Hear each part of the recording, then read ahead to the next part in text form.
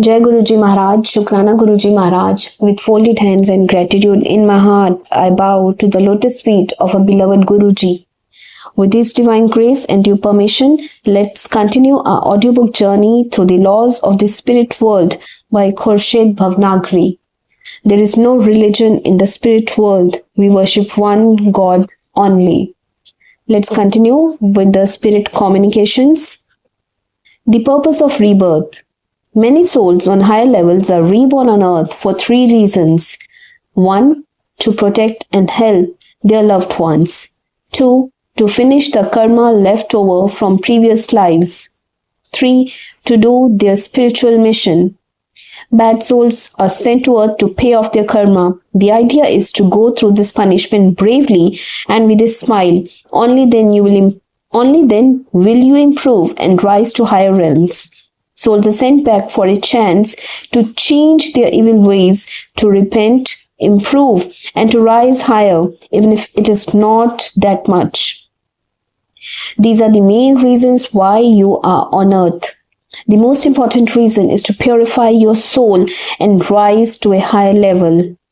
The earth is a training institute where bad souls should become good, good souls should become very good, and evil souls should improve by changing their evil ways and adopting good, godly ways.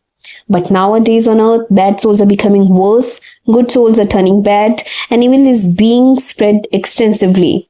We spirit beings feel terrible about this. May 18, 1981, the story of a good soul who was blinded by an evil man. In the spirit world, we also work as guardians to newcomers, or sometimes His highest good soul sends us to the lower realms if there is an urgent call from a soul who genuinely repents and wants to rise higher. We guide that soul on how to take his or her punishment in the best possible way and to improve and rise higher. There are many other helpers like us, and every day each helper comes across such stories. In our work, we do meet many sad souls on lower realms who are surprised at how they landed in the dark lower realms. Sometimes we have a hard time trying to make them understand things. We will tell you one such story. We were sent by His highest good soul to a lower realm as a very urgent call had come through. We found a lady in a truly miserable state, so we said, "We came to answer your call." She looked up at us and said, "Is it possible for anyone to help me?" "Yes, madam, we are here to help you." She said, No, no one can help me. There's no use. Go away." "Madam, please cooperate with us and you will feel much better. We'll try our utmost to help you." We tried to assure her. Since she could not stand the dark, horrible place any longer, she had shouted, "God, please help me." But instead of God, we had been sent, so she was disappointed. "I will cooperate with you," she said. "I will do whatever you tell me as long as you take me away from this horrible place with all those terrible souls trying to harass me." We said, "You look like a good soul, so what made you send so much for you to land in this dark realm?" "Yes, you are right. I was such a good soul who unfortunately fell in love with an evil soul, and that brought me here." She began her story and requested us not to hate her or leave her there after hearing it. "We can never hate you and will try to help you. That is the only reason we are here." I was 19 and living happily with my parents and brother in a village. I had finished school and dreamed of becoming a doctor, so I begged and pleaded with my parents to send me to a city university. Unfortunately for me, I won my argument at last. I went to the city and entered college full of hope, laughter, and enthusiasm. I was a beautiful girl, though shy. Many boys quoted me. I never encouraged any of them. I finally fell in love with a very handsome bully.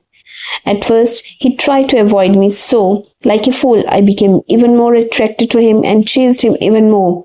I was madly in love with him and always tried to be near him. I knew he was a bully and even saw him bullying some girls into writing his notes and doing his work for him. I was jealous of them and told him that I would love to write his notes and do all his work. I became his slave. Like a fool, I willingly jumped into hell. He just had to say a word and I would do his work. I lost my own judgment. Even now, I wonder how I could let it happen. I did whatever he told me to do. I peddled drugs for him and even brought him girls to enjoy. I wonder what made me act like such a robot. Just one command from him, and off I went to do his errands. Anything that I felt made him happy. Even after I realized he was evil and that I was going down the wrong road, I continued to be his slave. I left college to work at a bank as a clerk. My parents were furious. They begged and pleaded with me to leave this boy and continue my studies or to return to a village with them. Nothing stopped me, and I continued my slavery to the devil. It was enough for me, even if he took me in his arms and made love to me once in a while in return for doing his bidding. I still wonder why I was so crazy. I was absolutely crazy about him, knowing that he was an evil boy. He peddled drugs and raped girls, but I could not and would not stop obeying his commands. Like a fool, I did not realize that he was ruining my life. One day, he told me to befriend a very rich girl who was not good looking at all. He had done this many times before. I would befriend a girl and then he would come into her life, make love to her, take her money and leave her. I befriended this girl in no time. Soon I introduced him as a friend of family, someone very respectable, rich and belonging to high society in our village. All of this happened as it normally did, except that one day, after a very brief friendship, the two of them got married. I was shocked, but still greatly influenced by him, so I remained his slave and did anything he told me to. I wonder why I was so mesmerized by him. Was I hypnotized? Why did I do whatever he told me to, knowing he was evil, knowing that I was doing wrong? I felt miserable when he married that girl. She was extremely rich and her father, a widower, was even richer than her. He then ordered me to befriend her father and capture his affections, which I did. His next order was for me to marry him. As I was beautiful, the widower fell for me and I married him even though I did not want to. The devil planned everything so well that he was never found out. Soon he ordered me to kill my rich old husband. I refused and he said he would put me in jail by furnishing proof to the police that I had peddled drugs.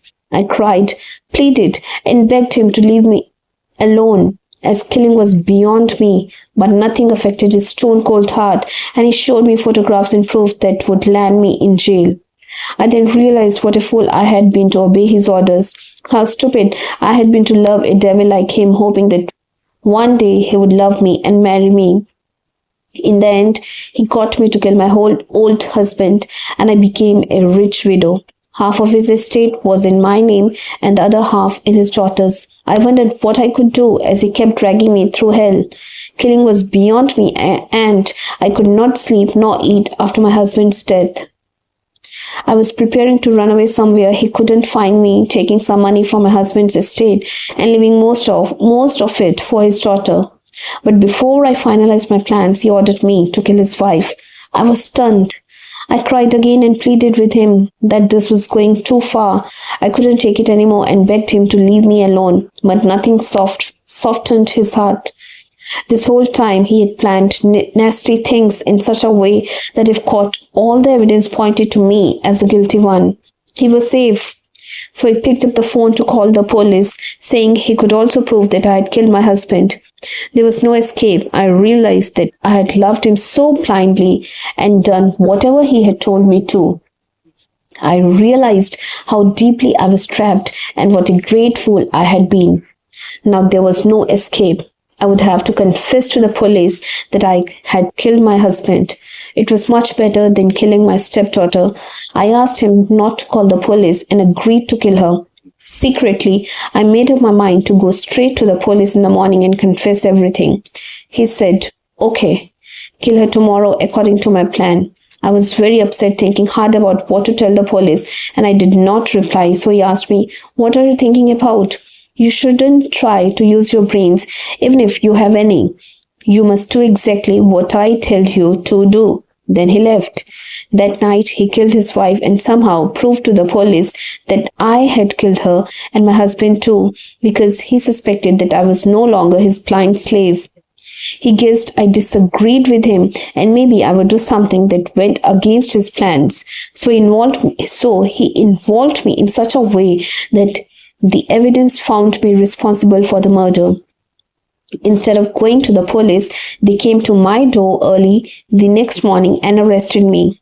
At the time of the trial, they took me from the prison to the court and I got the opportunity to run up to the sixth floor and commit suicide. Now you know why I am here. After listening to my story, is it possible for you to help me? Please, for God's sake, don't hate me. We said, no, we don't hate you, but tell us, do you genuinely repent? That question was uncalled for, as we knew very well that she did, but we could not just take her to a higher realm. We were sent there to help her repent, but we saw that she was genuinely repenting. She said, yes, of course, but is it too late? Can you help me? We showed her the way through which she could make her way to Realm 4, but the process, of course, would be very slow. Now, gradually, she is moving higher under our guidance. With this, I would like to conclude today's reading session. First and foremost, I would like to seek forgiveness from our beloved Guruji Maharaj for the mistakes in the narration of this chapter. I would also like to seek forgiveness from each and every one of you for the same, and would like to invite you to the next reading session from The Laws of the Spirit World by Khorshed Bhavnagri. Thank you, Guruji, for everything. Thank you each and every one of you.